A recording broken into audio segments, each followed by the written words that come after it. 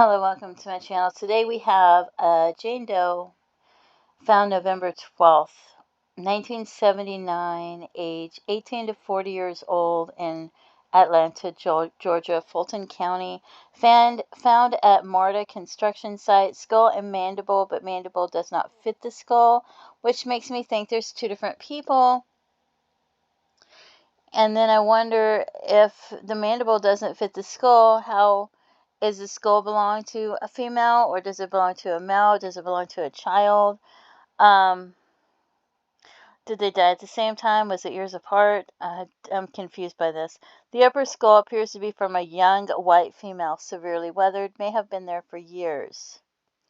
Partial skeleton parts only, not recognizable. So the first person that I go towards is this lady, Betty Loggins Emmett. She was 36 years old at the time she went missing. She went missing October 27th, 1977. That's 2 years prior. She was 5'8", 120 pounds. She had a child. She had a 4-month-old daughter named Holly Ann Emmett. They both went missing at the same time. They were last seen at their home, but her husband reported that she took her daughter and left her home about 1 o'clock in the morning and told her husband she was leaving the state, didn't say where she was going. Supposedly an unknown vehicle drove up to pick them up, and she came back in to grab her clothes and left. They haven't been seen or heard from since. Strawberry blonde hair and hazel eyes. So nobody knows what happened to them.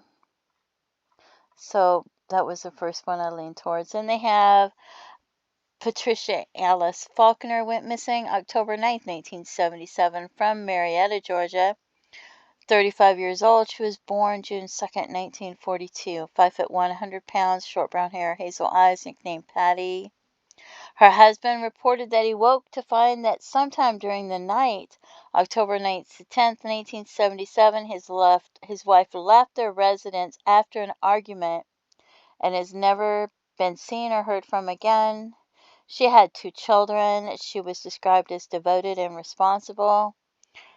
And her car was found by her husband 2 weeks after she vanished at the airport. Her clothes, cash, credit cards, and 4-carat diamond wedding ring were all left behind.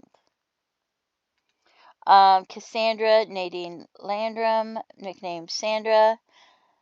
September 29th, 1975 in Union City, Georgia. 5'1", 100 pounds, 18 years old, blonde hair, hazel eyes. She went to use a payphone just a very short distance from her home. She was barefoot, wearing blue jeans and 2 red shirts, 1 short sleeved and 1 long. She's never been seen since then, and her parents have received anonymous phone calls since she disappeared, during which the caller informed them that she had been murdered. They have no idea what might have happened to her. Carlene Sessions Tengelsen, she used to iron her hair to straighten it. She went missing June 21st, 1972 from Macon, Georgia. She was just 16 years old, 5'9", 115 pounds, hazel eyes. She had braces and a chipped front tooth. She was last seen wearing men's blue dress shirt, blue jeans, Mickey Mouse watch on her wrist, a bracelet that bore the name of a Vietnam POW. She had her boyfriend's class ring, white gold with his initials engraved in it.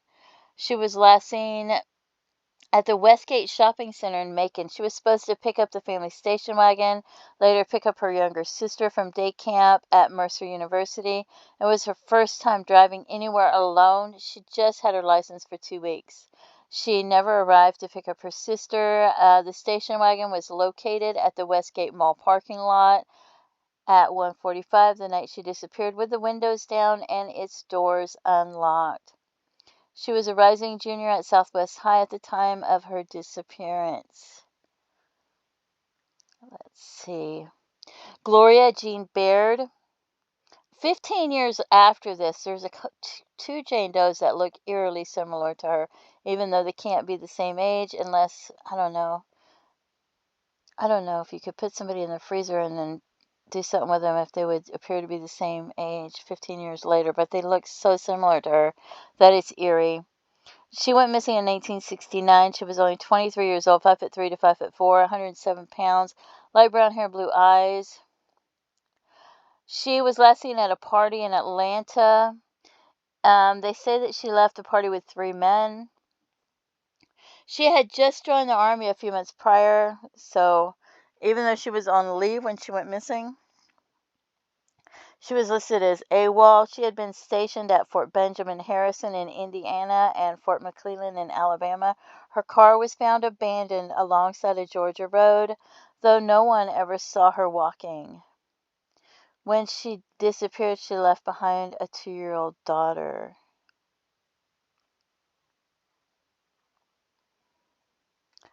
We have Mary Shotwell Little. She's been missing since October 14th, 1965, from Atlanta, Georgia. She was just 25 years old, 5'6", 120 pounds, light brown hair, hazel green eyes.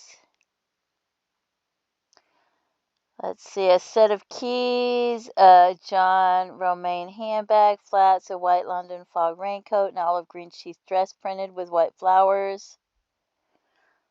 Kind of sounds familiar, that part. A platinum wedding ring, a solitaire engagement ring, a women's college of the University of North Carolina class ring, and a scarab bracelet. She was employed as a secretary of C&S Bank and had been married to a bank examiner for 6 weeks when she disappeared. Her husband was out of town on business, but he was due back the next day, and they planned to see friends the following evening. She bought groceries and then shared dinner at the Piccadilly cafeteria with a bank coworker. She's never been seen since. The coworker who had dined with her alerted their supervisor about Little's absence from work the following morning and recalled that Little had mentioned the area where she was parked. With that information, the boss phoned security at Lenox Square, asking them to look for a 1965 metallic pearl gray Mercury Comet. Security soon notified them that no such car could be found.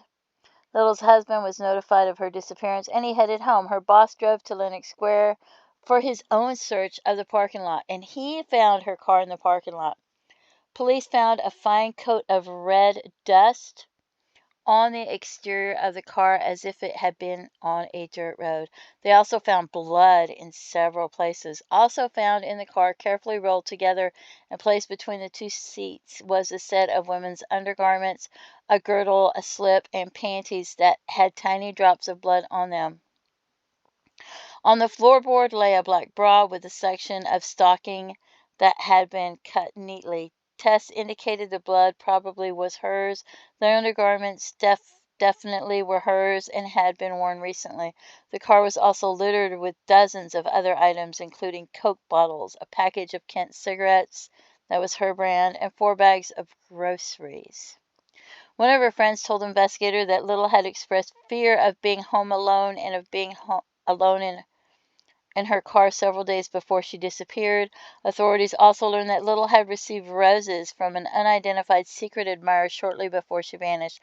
The flowers were traced to a florist near her home, but police were unable to identify the purchaser. Co-workers remembered that Little was disturbed by phone calls she received at work. She never discussed the conversations with anyone.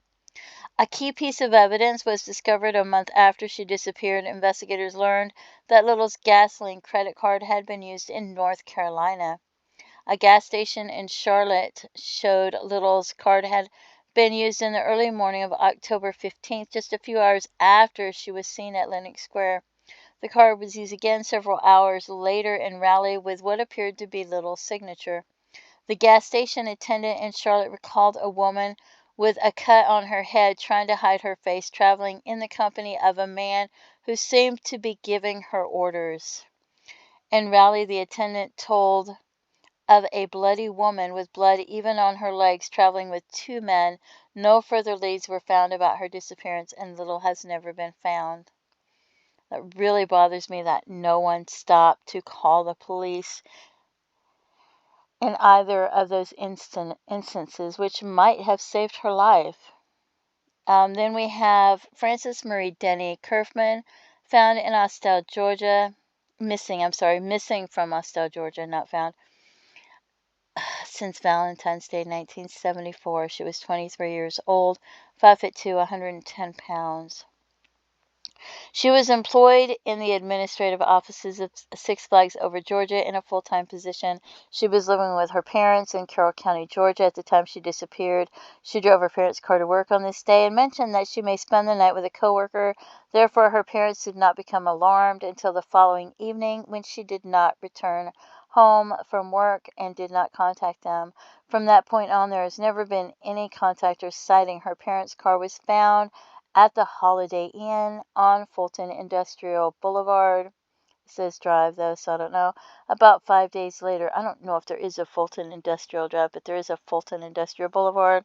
And it's like on the border of Austell, Georgia and Atlanta, but it's actually in Atlanta. Okay, she had black hair and green eyes.